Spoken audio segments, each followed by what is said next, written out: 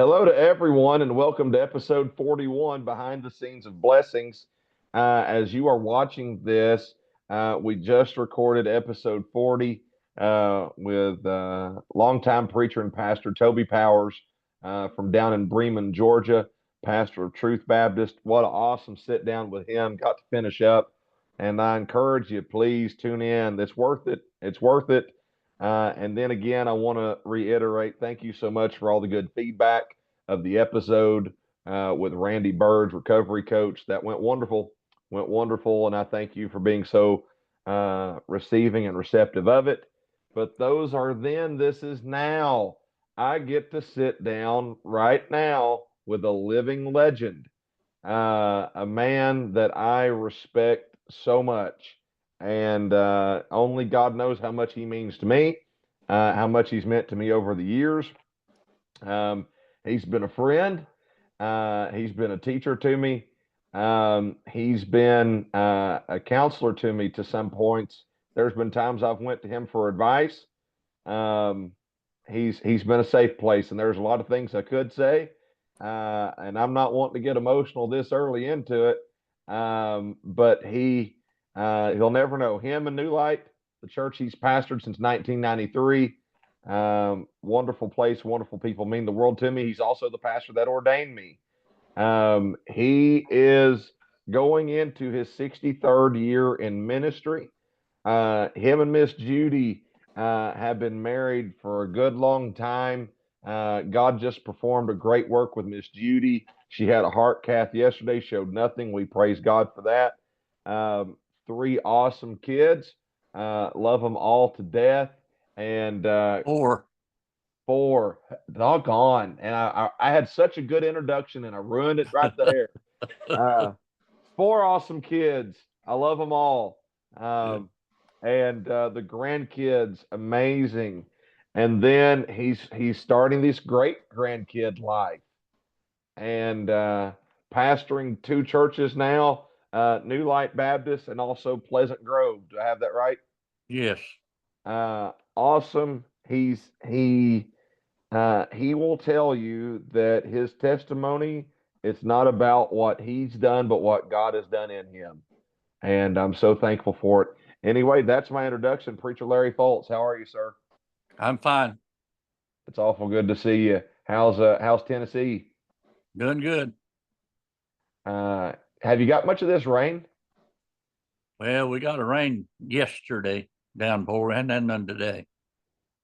I was in Orlando last week and I came back Sunday and pretty much everybody's yard had a swimming pool. Everything flooded everywhere. Yeah, Blew my mind. Blew my mind. How long have you and Miss Judy been married? I'd be 58 years in November the 11th. 58 years. Oh, let's see. Yeah, 58 years. Boy, that was Have to close. count it up. That was close. And for everybody watching, in case you're wondering if this sounds like a good old conversation between Chase and Larry, that's what it is. Larry did not want any notes, so I'm not using any notes. This is straight him and me. So welcome to the good old days. Um, Larry, you've got homecoming coming up this weekend at New Light. Why don't you go ahead and announce it? Yeah, we will have some singers, and my grandson Logan will be preaching there Sunday at 10 o'clock. New Light Baptist, Everybody welcome. Yeah. New Light Baptist there in Winfield, Yes. Tennessee. Logan Fults, awesome man of God, young man I respect much. God's blessed him and Robin. And did you see I got to meet their baby? Yes. Um, no matter what Robin says, I did a great job babysitting. I did a great job. I don't care what she says. But no, I love that kid. Love that kid. How's the great grandpa life treating you? It's keeping me active. I'll say that. Probably keeping you young too. I don't know about that.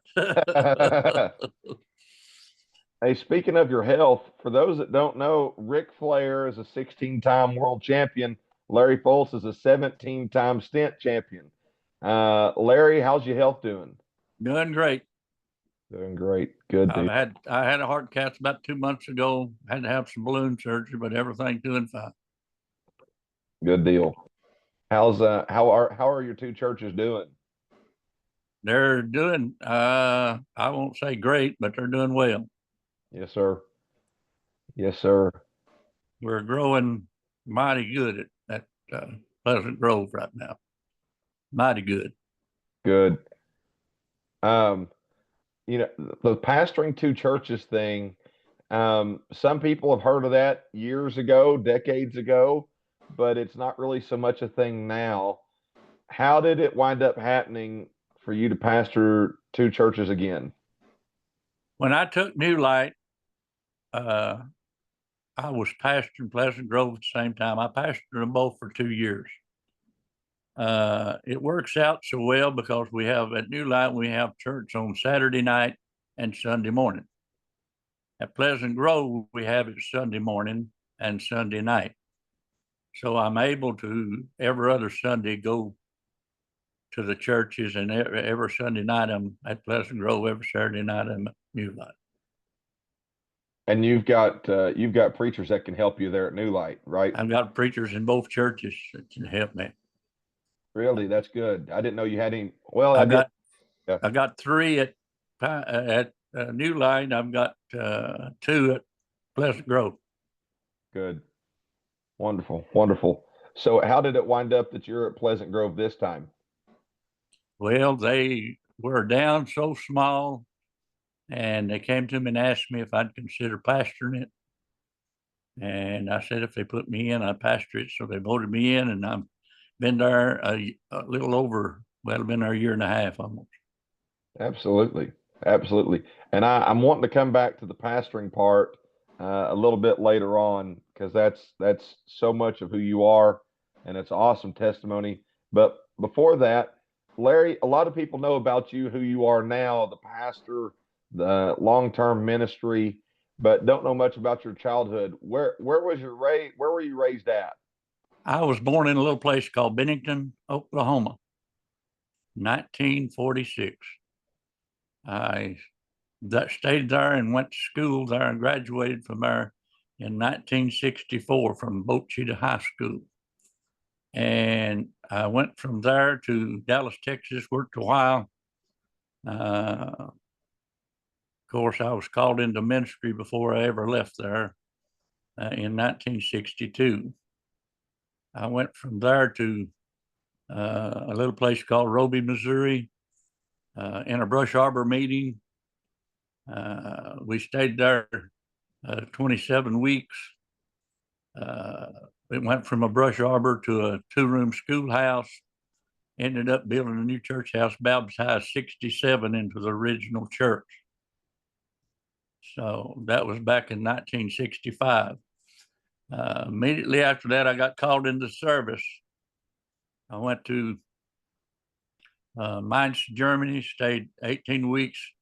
While I was there, a friend of mine, which is a deacon at New Light Church now, me and him, or he introduced me to my wife, and he married her sister. So I came back here in 1967 to where I'm at in Winfield, Tennessee, and was married on November 11th, 1967. Now, see, you blew through about 20 years there. Let me go back a little bit. Your parents, did you have a good raising? What do you remember about your childhood? I wasn't raised in a church. Yeah, I had good parents that taught me morals, but I wasn't raised in a church, and I was the first of my family to ever get saved. So uh, they was a couple of them followed. Well, all three of my siblings says they were saved. Some of them didn't show the fruits, but uh, that's left up to them and God. But sure. my mother got saved after I joined the church and started preaching. So, but my dad never did join the church. Yes, sir. Yes, sir. So you were in Oklahoma. What caused you to move to Texas? For a job, I went to work at a printing press company there in 1964. How did you find out about the job in Texas? Because Oklahoma's close to Texas, but it's not that close. Well, all our neighbors, a lot of them lived in Texas at that time. I have two uncles in Texas, or I had three uncles in Texas at that time. I've got one still living in Texas. So I was pretty well accustomed to it, been there several times. How old were you when you went to Texas? I was just had turned 18. And you started preaching while you were in Texas. No, I started preaching while I was in Boat Cheetah at the age of 16. So what would you say, you know, ministry is the difference in ministry, Oklahoma, Texas to Tennessee? What are some things that are different about ministry churches? The churches are not spiritually as much spiritually bound in those two states like they were in Missouri and here.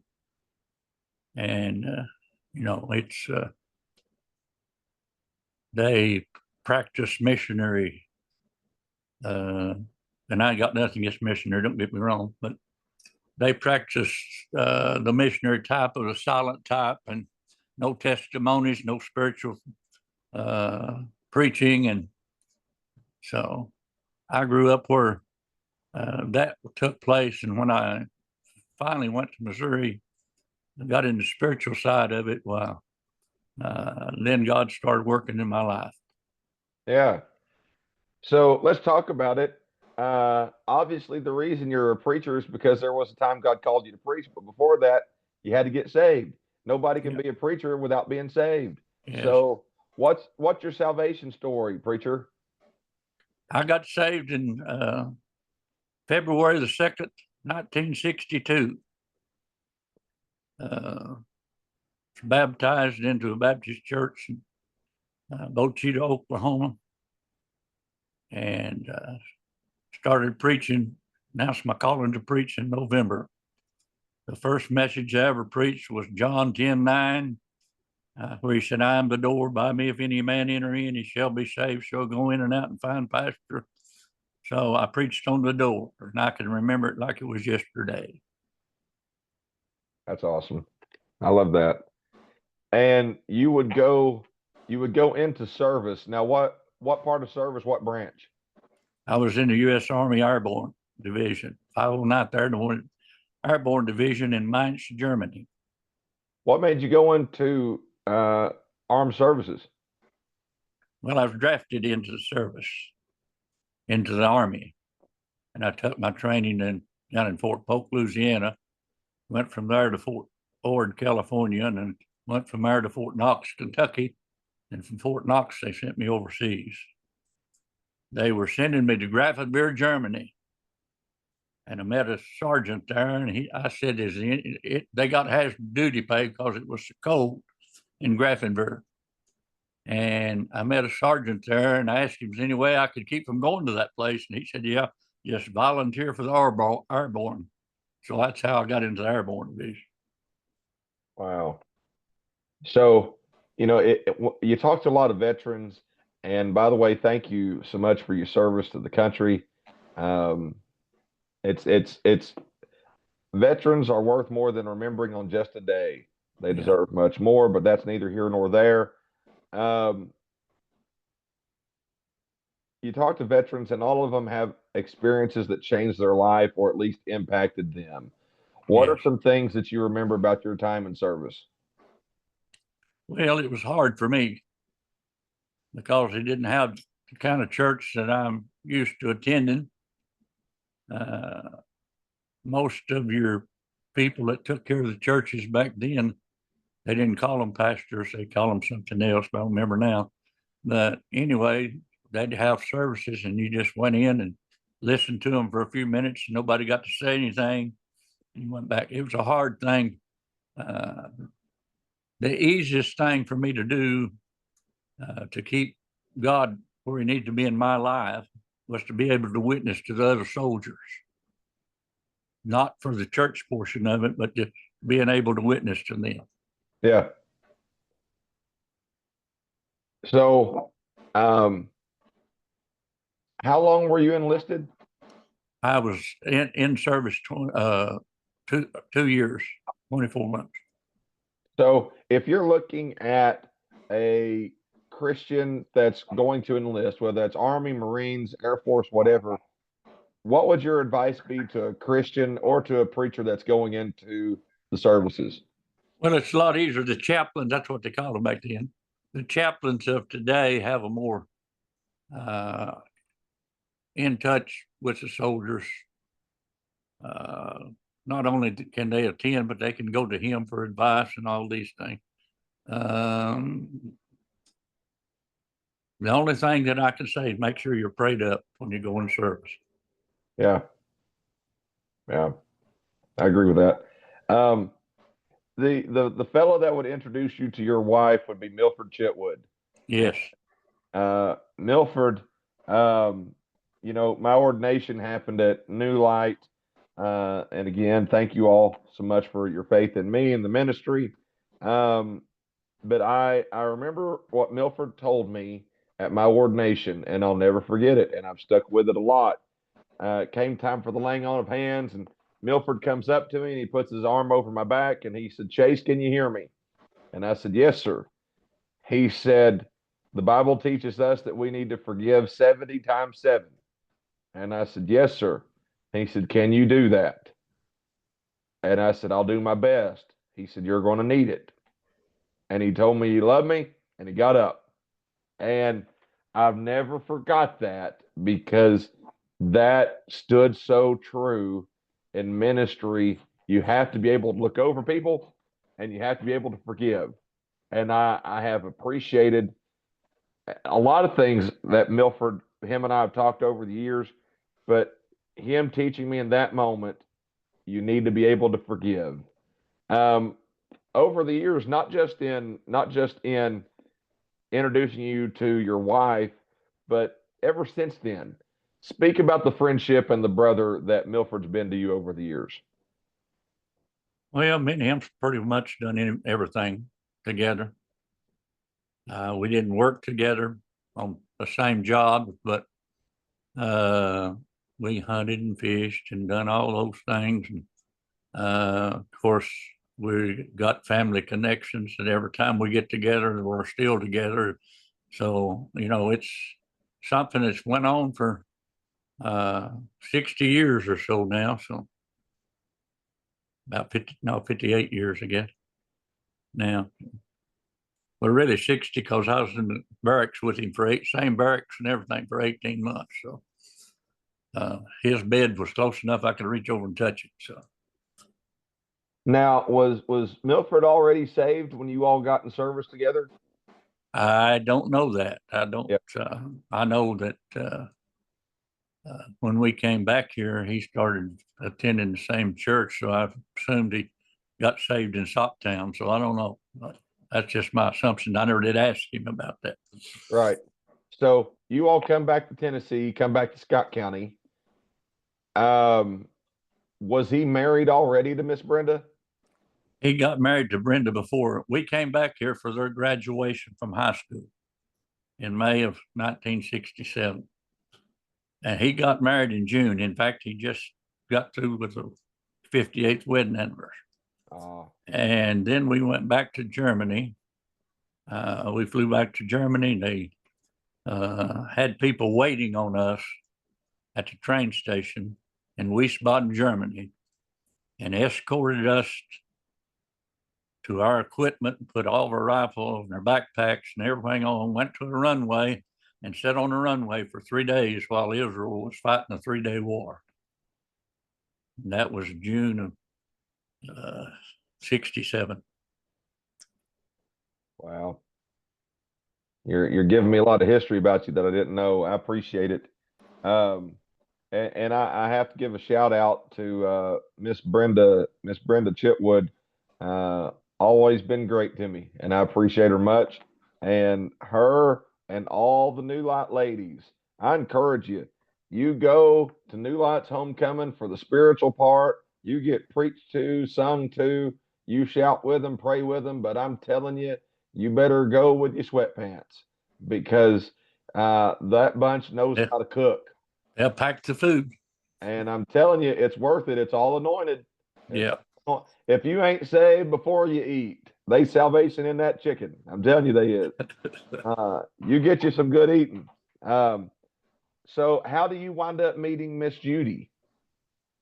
I was writing her before I came in to see her. I came in for the graduation. As I told you a while ago, that's where I met her at the graduation. And while I was here, we got engaged. Uh, and I left the service on November the 7th, my clearance day. And I flew to Knoxville. They picked me up uh, as November the 7th. And we got married on November the 11th. So, So I, how I long had was 4 days of freedom.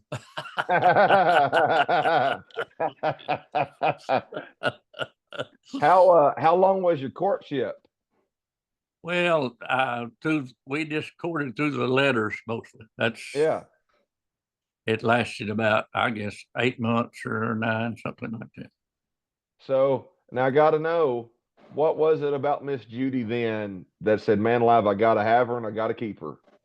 Well, I got to come in and go to church and let her know what kind of person I was and find out what kind of person she was. Not just to know Christians are Christians.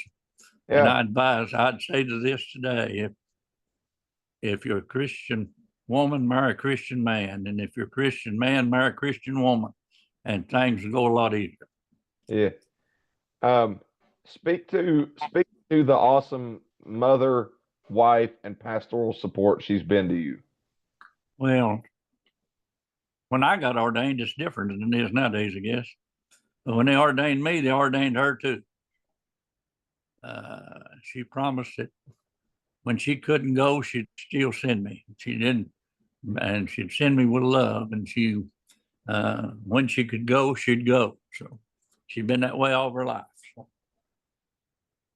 And she's been faithful, wonderful support over the years. Pretty much anywhere I've seen Larry, I've seen Miss Judy, and she's loved by her kids. She's loved by her grandkids. yes. A precious, precious lady. And again, I'm trying to compliment those ladies as much as I can, because one of these days there's going to come a Chase Lay return to new light. And wink, wink. Uh, but Hope it's whenever you can eat. That's what you want.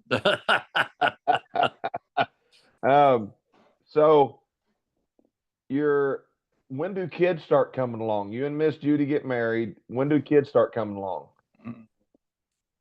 I I might be wrong, but I can't remember dates anymore much. But Jimmy, the oldest one, was born in 1968.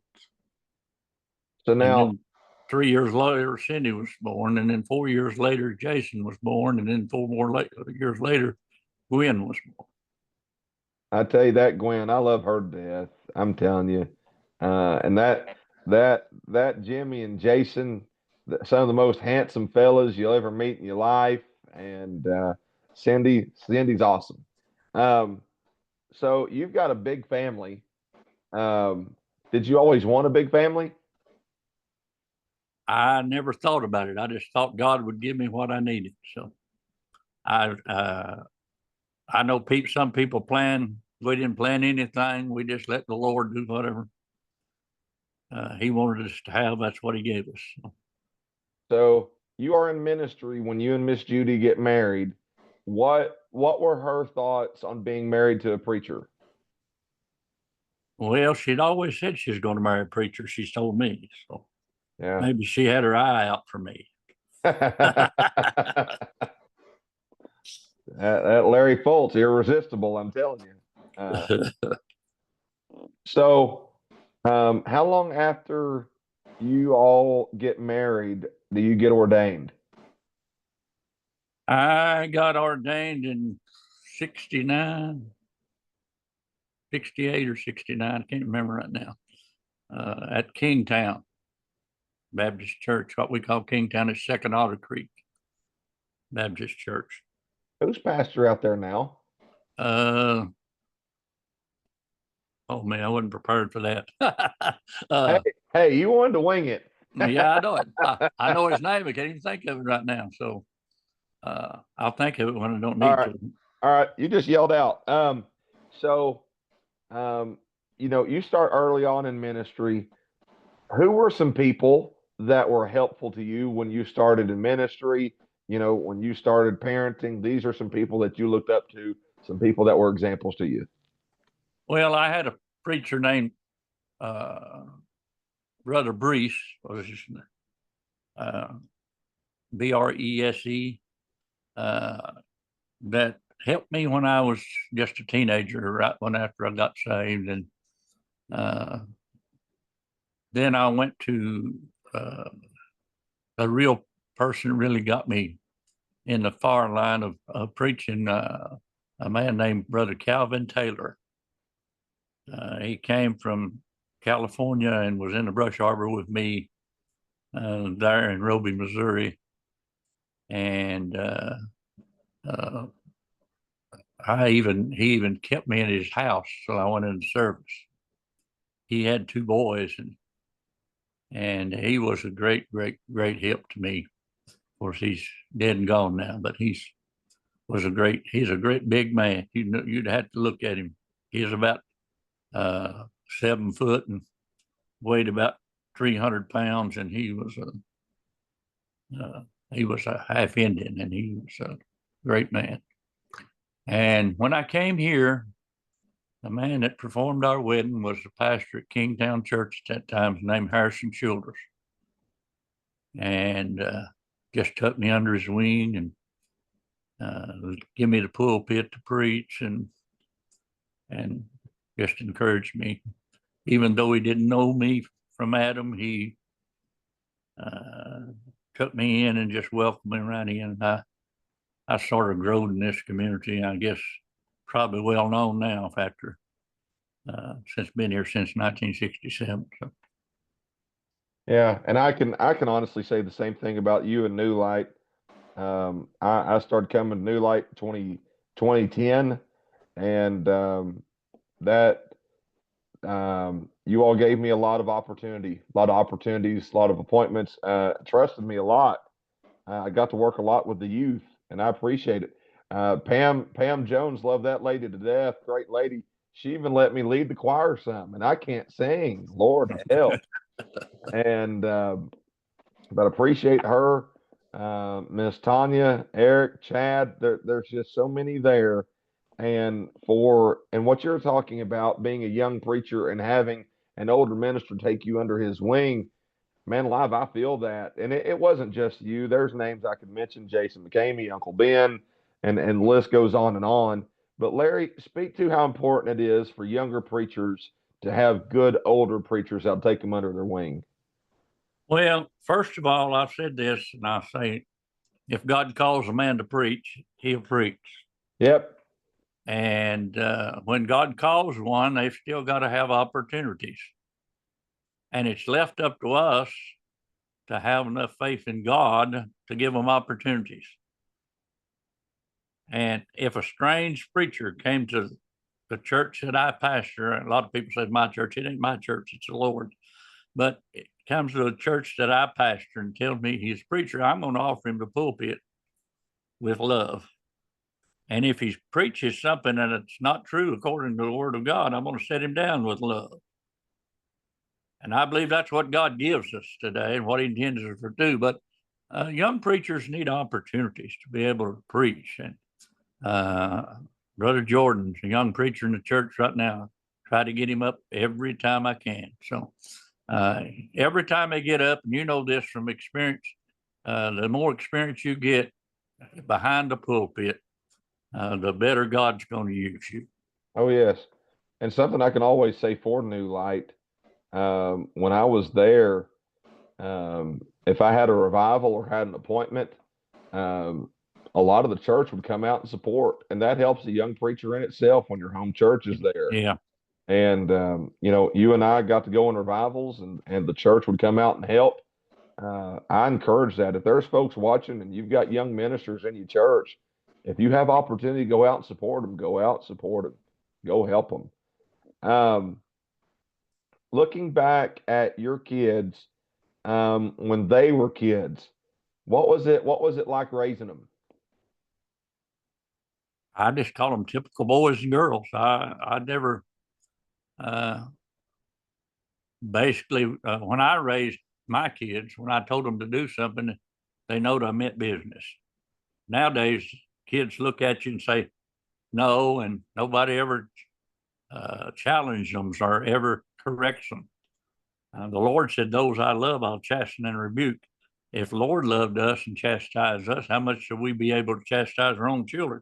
I know Sure. that don't go well in this day and time in which we live, but it's still truth. If you spare the rod, you're going to spoil the child. Yes, sir. Yes, sir. Now, I know how big into sports you are and always have been. You're still a big Kentucky fan, aren't you? Not hardly. I always bleed orange. I knew the right button to press. Sure did. Um, so were the kids involved in sports? Your kids? uh, Three of them played sports uh, until high school, but uh, my two boys played plumb up till they graduated in some kind of sport. Mostly played basketball. Jimmy played football. Jason played baseball. So uh, pretty well involved in it. I used to be an analyst for a radio station here, and then I was an analyst for a local TV station for a while. So that's been years ago. So how did you balance? Because by the time kids come along, you're pastoring now. How'd you balance? Hey, I've got to go to sporting events, but I've also got to pastor the church. Well, it was easy to do that. I believe if you don't support your children when they're young, you need to expect that back from them when they get older. So uh, I don't think, as long as it doesn't take anything away from the church, I never miss church for one of those events, and I never would. It's just like Sunday. There's a lot of, I mean, different kinds of Sundays. There's a lot of things goes on. There's a lot of people would give up church for hunting or give up church to go fishing or many of these things. I've always said, and I still say, nothing I ever done outside the church ever prospered when church was going on that I done. Yes, sir. Yes, sir. So, um, when you're back in Scott County working, you're pastoring, you're raising a family. What work are you doing? Where are you working at? I began my work when I came here at Arvin Industries. They moved to Georgia. I went to Oklahoma and stayed 2.5 years uh, working for a dumpster company. But I came back here after 2.5 years and started to vocational school. And I was a TV mechanic for a while, electrician, TV electrician. Then I went to work for uh, a Department of Agriculture, uh, working, checking farms when they had a big drought one year. And then Ronald Reagan got elected, and I lost that job. And it wasn't politics; they just uh, done away with that. Made farmers start taking farmers insurance. So, then I went to work for Barner Log Homes. I worked for them for almost 30 years before I had my heart attack and had started having stents put in, and then I had to retire. Yes, sir. Now, during that time, is Miss Judy working or is she staying at home with the kids? Judy's been a homebound person ever since we got married. She worked before we got married, but she's not working since.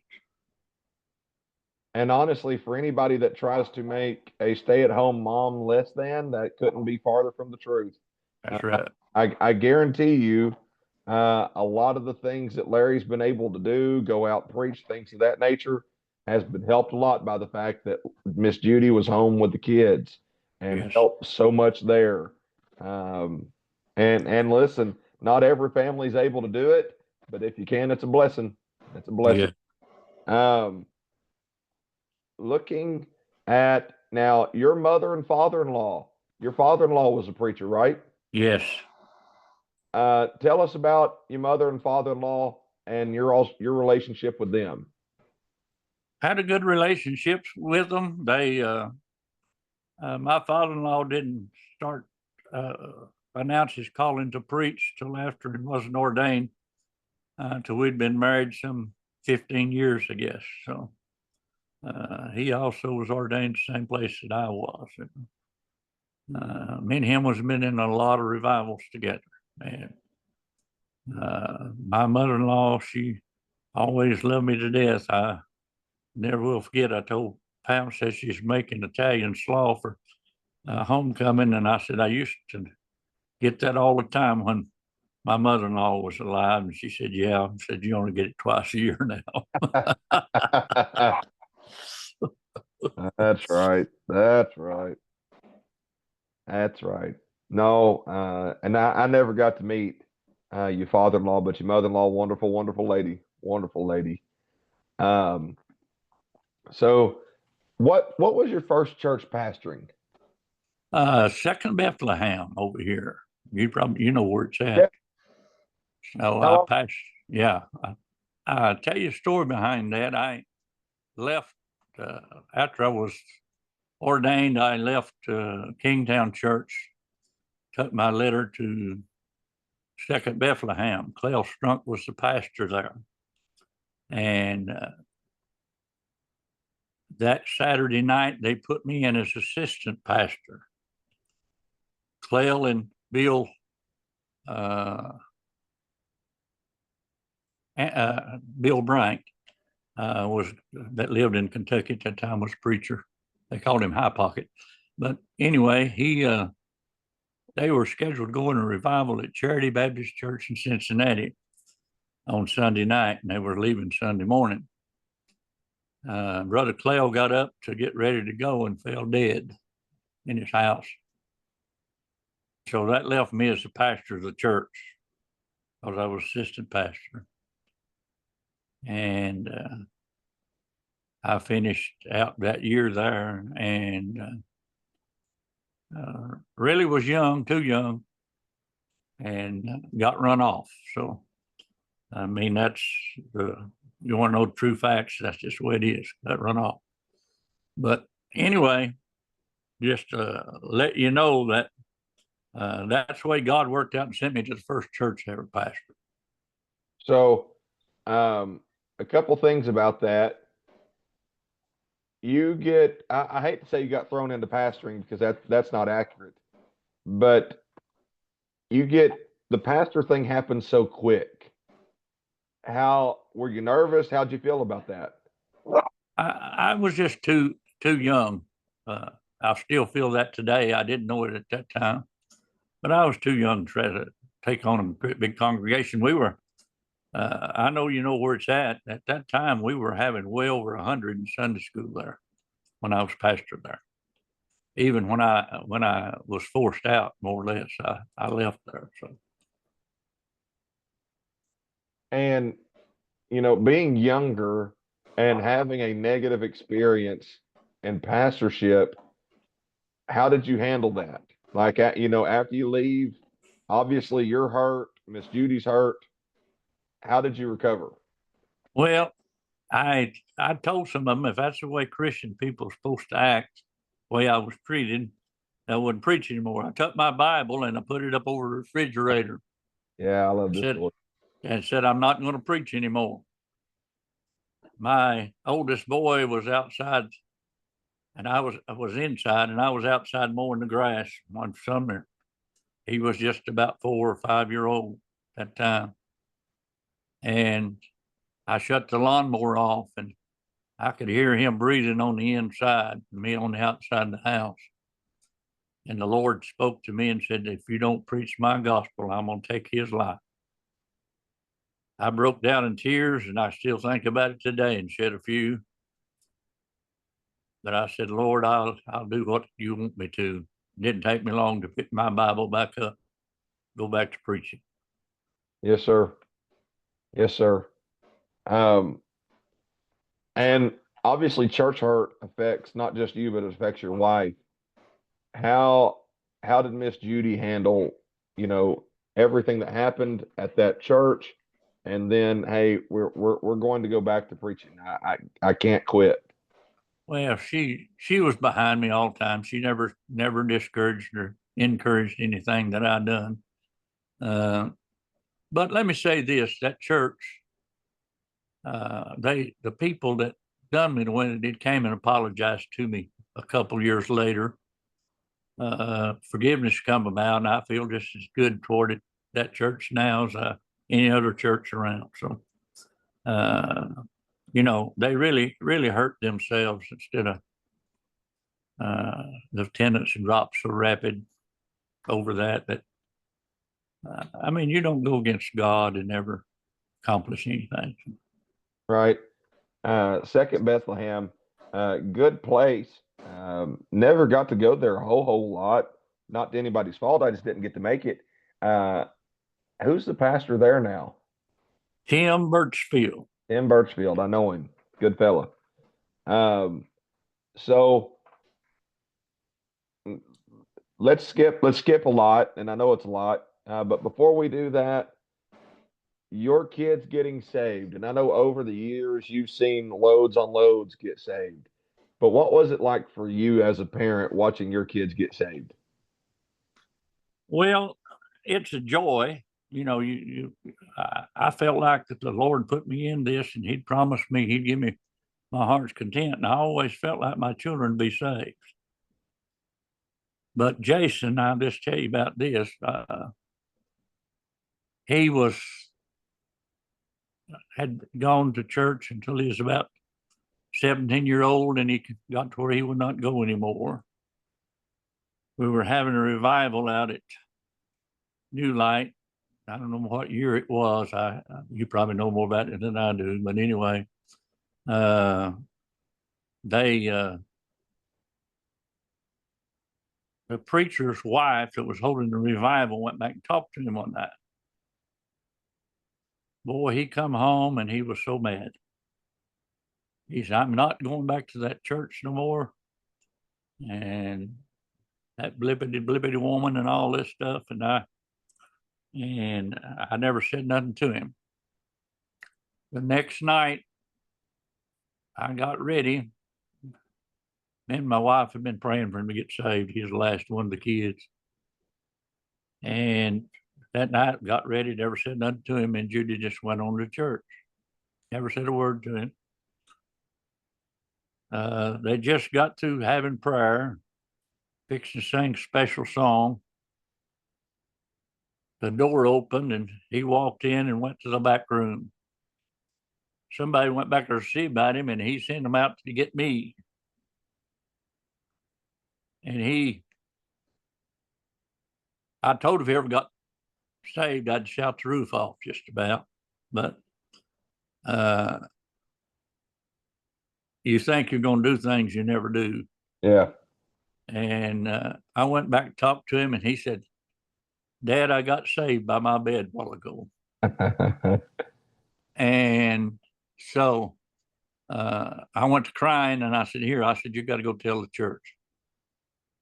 So we went out and told the church. That's the most joyous time of all.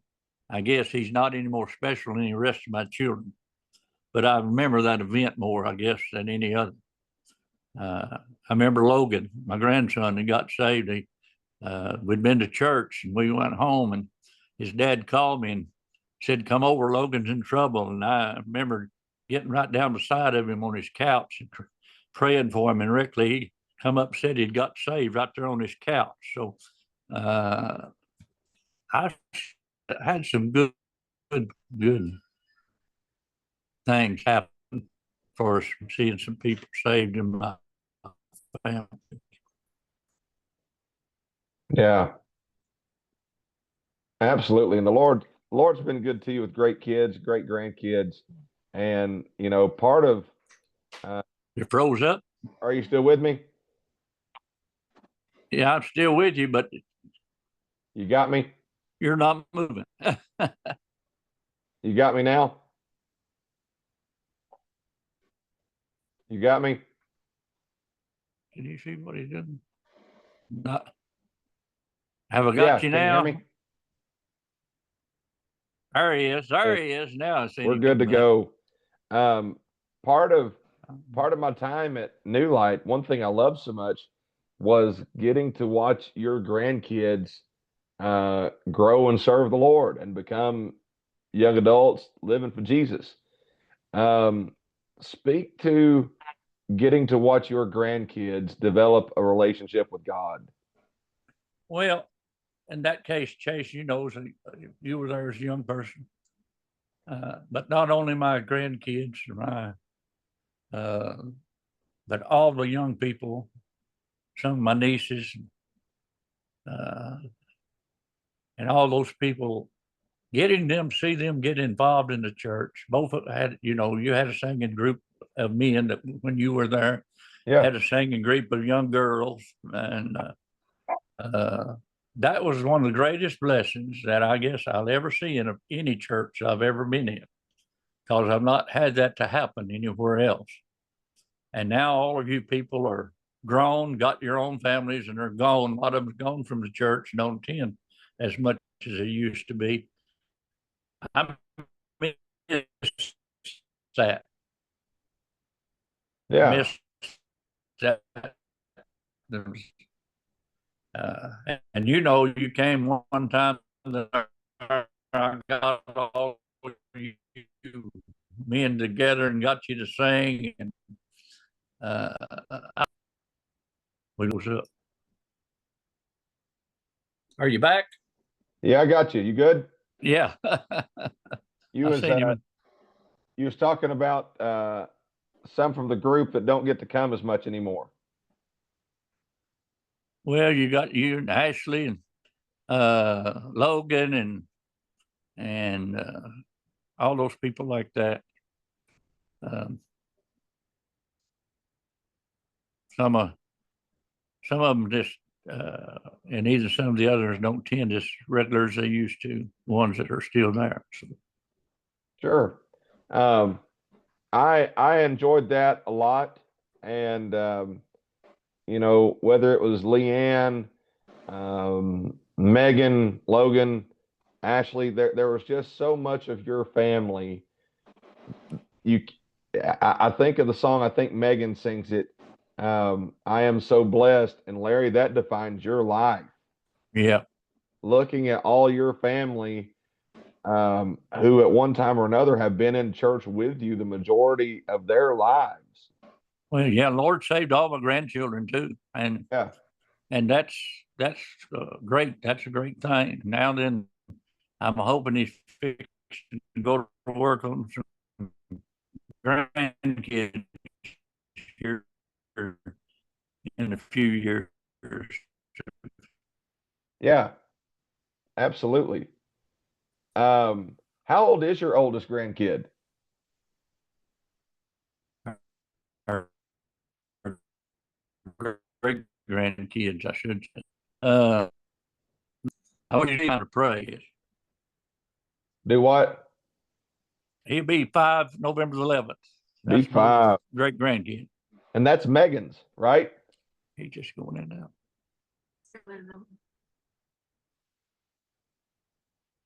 You got me? We're getting some intermittent.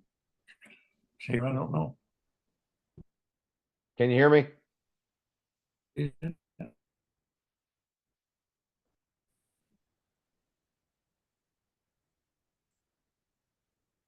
On my end, it says your iPad's low Yeah, now signal. I can.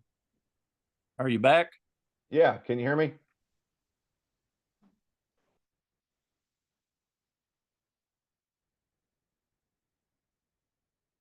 Folks, we'll give Brother Larry just a couple of seconds. Oh, and I believe he's coming back.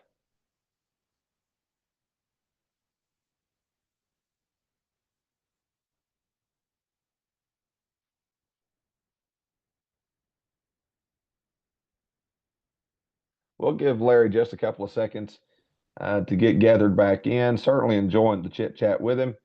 And by all means, technical difficulties are bound to happen from time to time.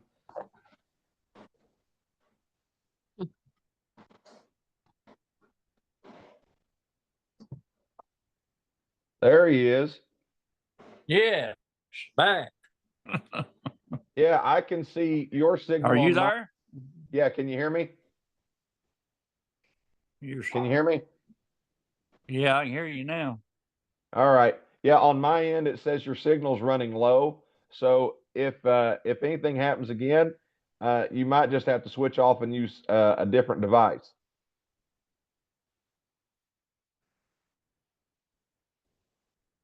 Can you hear me? Coming through. It's low Wi-Fi. Right. You might have to use a different device. It's on Wi-Fi. Yeah. I'm just gonna take so long for mine. Hey, she's trying to find a different device.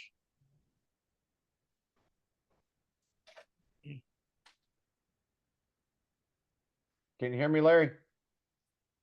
Yes, I can hear you. Let me go to a different device, Chase. Hang on. She's going to a different device. You're good. Do it.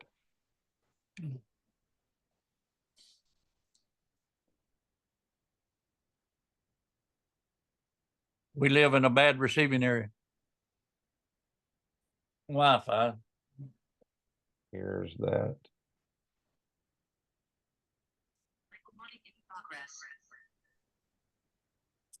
Can you see me now? I can. Hey, Megan, turn the iPad off. Okay. All right, good deal. Now I got a close up of your beautiful face. Yeah. I'm telling you, life just keeps getting better. So looking at your great grandkids, your oldest one's 5, right? Yes. And that's Megan's. Yes. So did you ever think you'd get to the world where one day you're holding Megan and the next day you're holding Megan's kid? No. I never thought I'd live long enough to see that. I'm not gonna lie, just saying it feels weird to me. Yeah. Because I remember Megan when she was little, and she's always been a goober, and to think that that goober has a goober of her own. Yeah. And, you know, Logan's got a kid now, which is weird. Yeah. And I'm just praying that Emily just stays young forever. That's what I'm praying. Yeah. How is Emily now? She's doing good. She's got 2 more years of college. She'll be out. What's she in college for? Huh? Business, yeah. Business, absolutely. Let's fast forward just a little bit. New Light Baptist, you will take pastorship there in 1993. Yes. They had a lot of good men before you. Some didn't stay that long.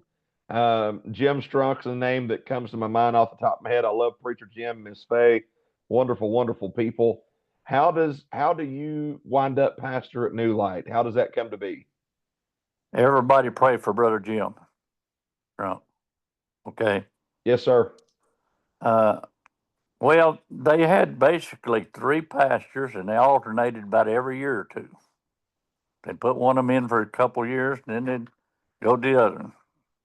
Brother Ralph Simpson, Brother Albert Duncan. Let me fix this screen, Chase. Sorry. Do it. You're good. I was trying to get it to where you don't have to hold it. Okay, now you have to sit up. Brother Albert Duncan, Brother Ralph Simpson, Brother Raymond Strunk. They usually took. No pastor had ever been there more than 3 years at a time until I went there. And I've been there ever since. Been there since 1993. Absolutely. Yeah. Now, when I came along, that was a lot of your health issues. What all was going on with you during that time, as far as everything going on with your heart?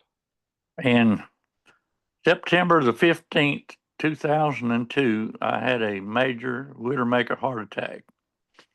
And they flew me out by helicopter to Baptist Hospital in Knoxville, where they put in a stent. About every 6 months after that, I'd have to have a stent put in.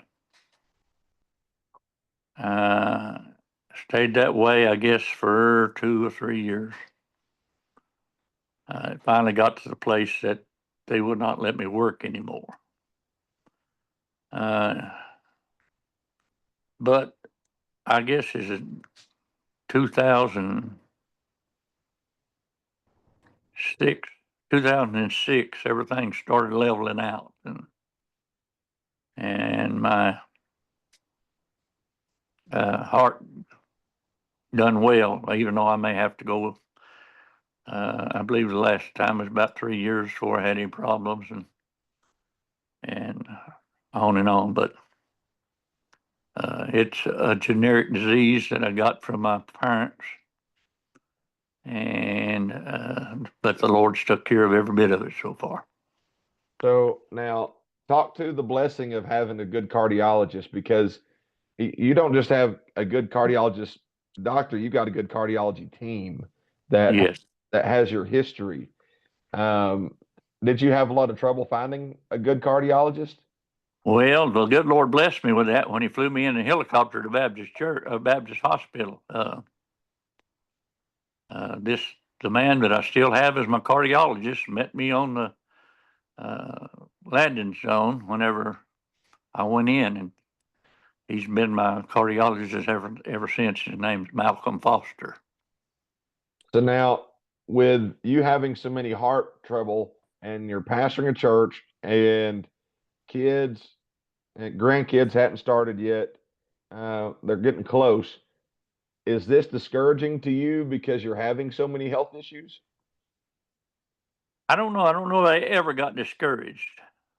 Uh, I sometimes, like a lot of others, could have said, "What have I done to deserve all this?" But I felt like that the Lord was sparing me for some purpose and just giving me the encouragement to keep going as long as I could.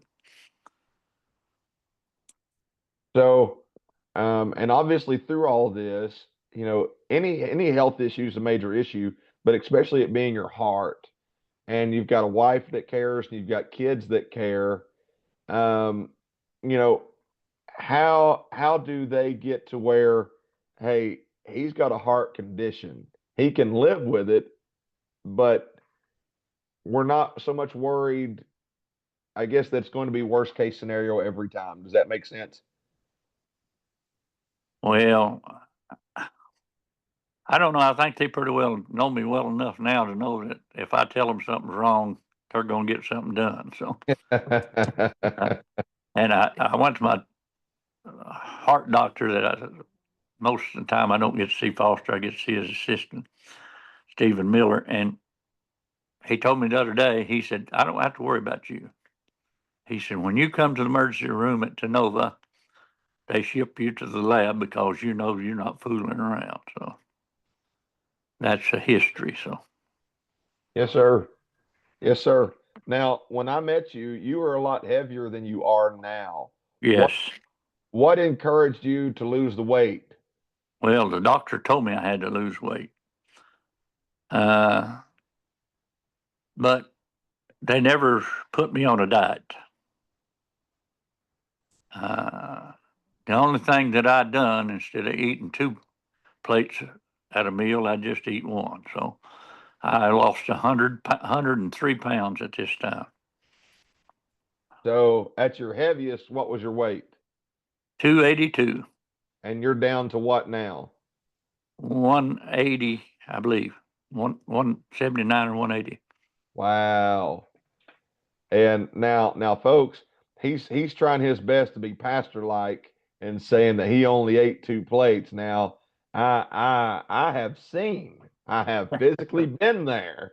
when that You been at homecoming. when that 2 plates, he asked for a double portion. No, how much better do you feel since you've lost the weight though? Well, it makes me feel a whole lot better. My legs, especially, I don't believe I'd be walking right now if I weighed as much as I used to weigh. Are you getting around a lot better since you lost the weight? Hey, I'm making a great big garden right now, so Really? Good we got deal. we've got 105 rows of corn, 4 rows of beans, 60 plants of tomatoes, plus okra and cabbage and zucchini and Well, now for anybody that's watching this that is affected by inflation, what Larry's telling you is come to his house, get from his garden. yeah, he's they pretty, usually do. he's pretty much got a grocery store, Fults Grocery, right there. Absolutely. And I would say, with your weight being down, you're breathing a lot better too. Oh, I'm not had no trouble with my breathing. Uh, Never had no problem with blood pressure. Uh, in fact, my blood pressure was 120/70 when I had my major heart attack. Yeah. That's the reason why they didn't think I was having a heart attack. So, let's move subjects just a little bit. And obviously, your kids, get relationships of their own, start having kids. Speak to how proud you are of your kids as being parents, like watching them raise their own families. Well, I'm proud of them. Some of them had ups and downs, but I'm proud that they've raised some good kids, and some of them don't have any kids, but they've been good kids. They're still at home even, but Well, and the thing of it is, you know, Jimmy and Cindy have kids, but now what I can say about Jason and Gwen, they've been awesome godparents. They've yeah. been awesome aunts and uncles. They've been awesome relatives. So honestly, if I'm looking at the blessing that Megan, Logan, and Emily are, Jason and Gwen have had a very big hand in that. So by Well, you ought to see Gwen with Megan's kids right now. They think almost much of her as they do her mommy. that's that's right. That's right. Uh, Um, you get to ordain Jimmy as a deacon. yes. How did it feel as a dad? I'm going to get to ordain my son. Well, I'm just, it tickles me when I see people that work in the church, as I told you about the young people a while ago, and where I know it's a great blessing to look at your own son and see him as a deacon in the church, and him and Milford's the only two we have right now. But uh, I don't. I just count that as a work for Christ. Yes. I think that talking about you young people a while ago, uh, they seeing people work in the church, where it's singers, preachers, deacons, Sunday school officers, or whatever, just see them take part in the church, knows it can help things to grow, Yeah. and that's encouraging. And I'm glad my children and grandchildren's involved and stuff like that. Absolutely. And obviously, with your kids, grandkids, whatever, they were raised in church, got saved, but they've also had their struggles. So, praying for them to get back in church, praying for them to get right, but still being dad and grandpa that they need. Um, Speak to, you know, praying for them to get back in church, praying for them to get right, their struggles, and rejoicing when they do. Yes, that it's always a blessing. We've got so many people at New Light right now that I just love to see come back. You know what kind of crowds we used to have. And there's so many out there. This COVID just took them out of church and they haven't come back since. And uh, to me, that was some devil's work at hand. And I thought that it would won't make people hungry to come back to church. It hasn't made them hungry. It's given them an excuse to stay out. So, I know your answer on this personally, but if you're talking to other pastors, you pastoring crowds as they go up, as the crowd goes up, and as the crowd comes down, as it roller coasters, what's your advice to a pastor? Just got to stay the line. Got to keep right on. And I think I probably failed in that because I've got discouraged at times when I shouldn't have. Just remember that God's still the head of the church, and He's the one that's going to bring people in. And if they're ever going to come, they'll have to come by Jesus. They won't come by me. But you got to keep loving people regardless of what they've done, where they're at, just like Jesus loves them, and He says He'll forgive any sin there is. And but you just got to come back to Him. Yes, sir. Yes, sir. I appreciate that. Um, Logan Fults, wonderful kid when he was a lot younger. Man alive, could catch a ball, run, all that stuff. My favorite Logan football story is I think they had him at safety, and he's going to run to try to get the tackle, and he runs so fast that he runs past the kid and then turns around and comes back and tackles him. And I was just like, "What are you doing, man? Why'd you do that?" But um, you know, watching Logan battle with the call to preach, obviously wasn't a shock that he was called, but man alive, what a struggle. Just what a battle he had. Looking at Logan as a preacher, as a grandson, what do you feel? Well, I felt like his trouble probably was trying to think he's going to pattern himself after his papa. Sure. But I'm going to tell you, for a young man, not because he's my grandson, I don't know of anybody at his age that's had the spirit to preach with like he did when he first announced his calling. And it's been that way ever since. Absolutely. Absolutely.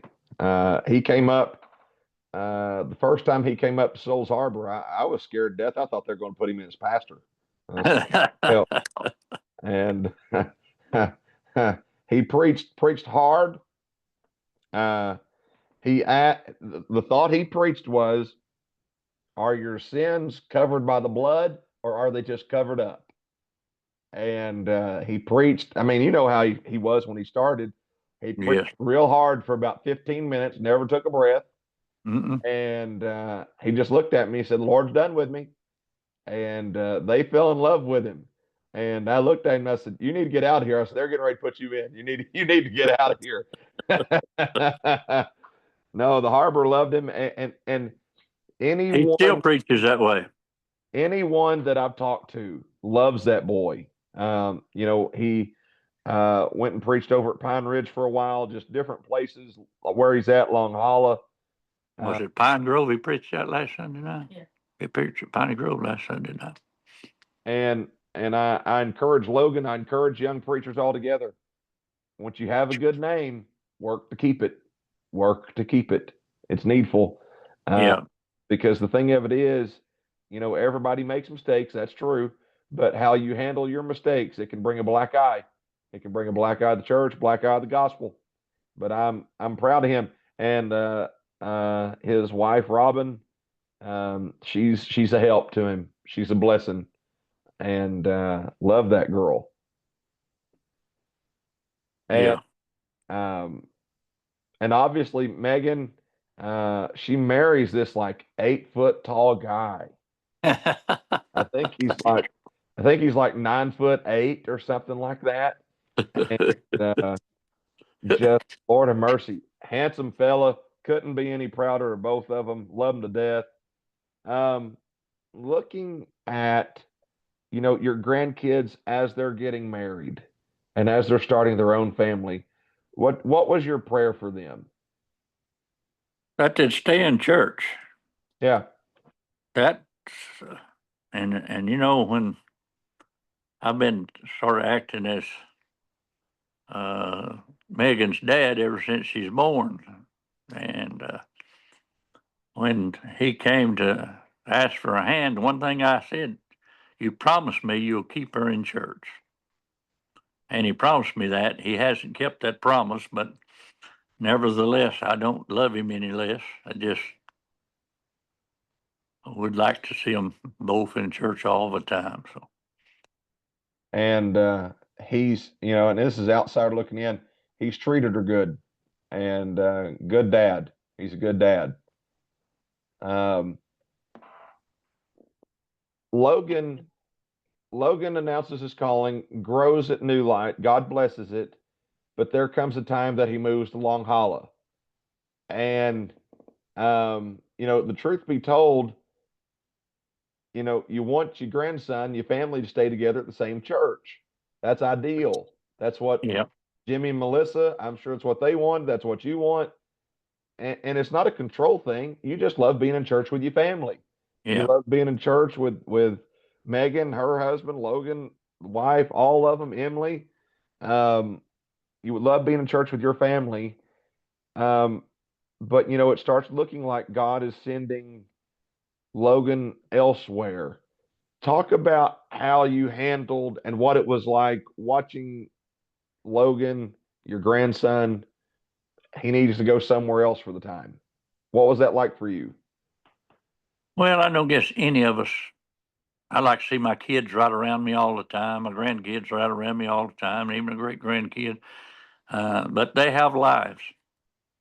And more than that, I believe that God has a work for people to do, and we need to be going where God intends for us to go to do that work. I guess I've often prayed about it and thought about it. Uh, God's told me I've got plenty of help at New Light, and that he needs to go where God sends him, and I'm okay with that. So And he's at a good church too. He's at a yeah, real Matt Howard and everyone there at Long Hollow, wonderful, wonderful folk. And I talked to him. I was at a wedding with him, and he's excited about homecoming. He's real excited about it, uh, yeah. and I'm tickled for him, real tickled. Um, Larry, as we're getting close to wrapping up, because I don't want to keep you all night. It's been a while since I've got to talk to you. I could keep you all night. Um, what would you say your desire is for your two churches that you pastor? I've often prayed, and I still pray that the Lord would let them grow and prosper as He sees fit. Uh, Brother Chase, you know that churches can grow too fast. Uh, a lot of them because of men, pleasing men. But churches can grow too slow.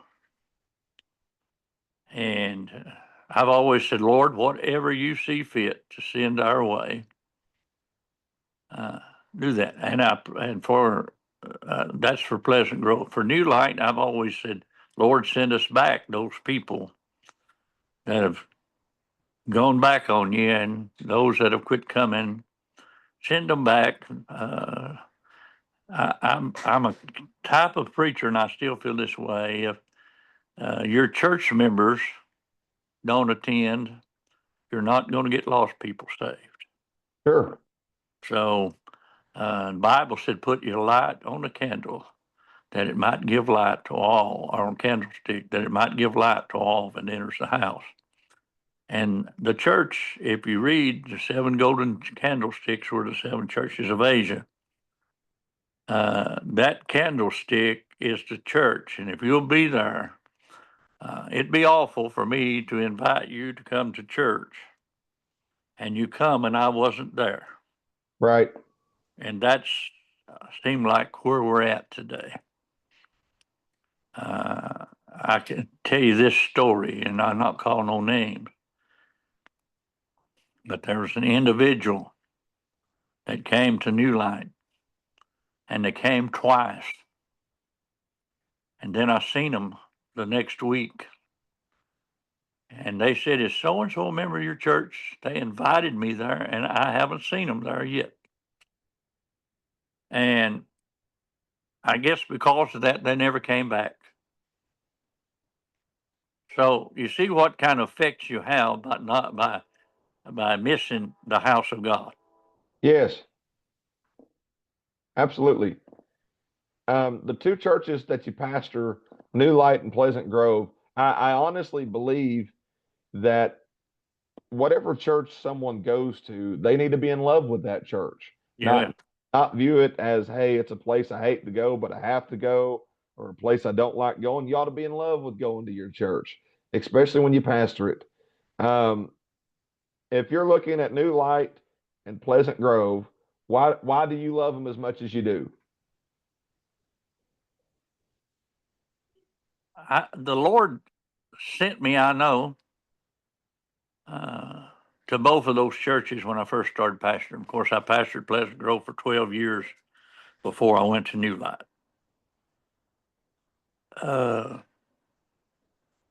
And the way the Lord leads, that's all I know. If the Lord tells me I can do some good, I want to do good.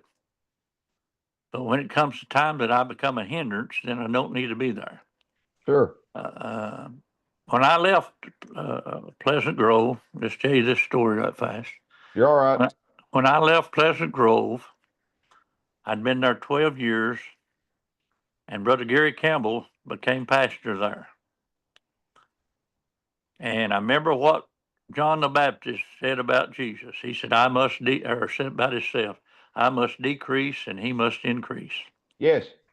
So when we get to clean ties, I pray that God, whoever, when I'm gone to either one of the churches, whoever God sends there, I pray that I can move out of the way and that God will just increase them with that church. And that's the way it was when I left Pleasant Grove. I still had a love for it for years and years. And when I went there in a revival here a couple years ago, I seen it was literally dying spiritually. I hate to say that, but it was.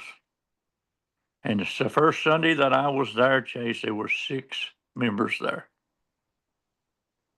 Sunday, we had 31 people there. That's wonderful. Wonderful. So, I mean, we've had close to 40, but that's what the Lord has done, not what I done. It's what the Lord, and the Lord has spoke to me and told me to take that church. And I asked that the two churches have to work together. They have to, some have to give or take.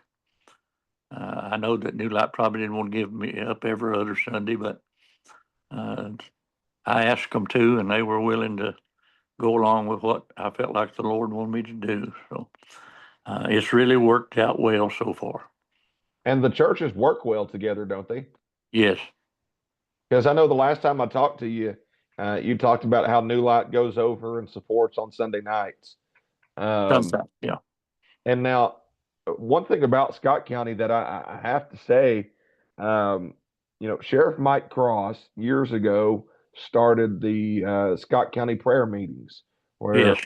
everyone comes out. Speak to the blessing and the impact that those prayer meetings have been. Well, he started it. COVID ended it. Okay. Okay. Then 2 years ago, a little less than 2 years ago, the Lord laid it on my heart. I called some of the preachers. We need to get it started back. Jim West and Kermit Phillips and Carly Duncan and Jim Bird, Jimmy Bird, anyway, that's just a few of the people.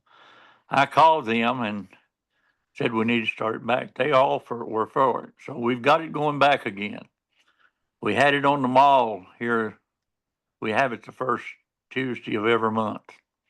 We had it on the mall this month because it's had Vacation Bible School up at White Rock. And man, you talk about a good meeting. We had one. So it's growing back. It's growing good. And we've seen some of the greatest things happen. Drugs was running ragged in the county. They were raging, and there was no jobs for people. And there's not anything new that's come in lately, but we didn't have no hospital. We got a hospital back. There's some of the things we prayed about and seen happen. And we've changed sheriffs, and he attended one time, hasn't attended anymore. But I'd like to see everybody get involved in that, because prayer changes things in the county. I can tell you that. We've seen evidence. Absolutely. And that county prayer, what that turned into was one of the most awesome signs of unity I've ever seen. The Scott County Revival Yeah, went for 3 weeks, and loads of people saved, so much unity.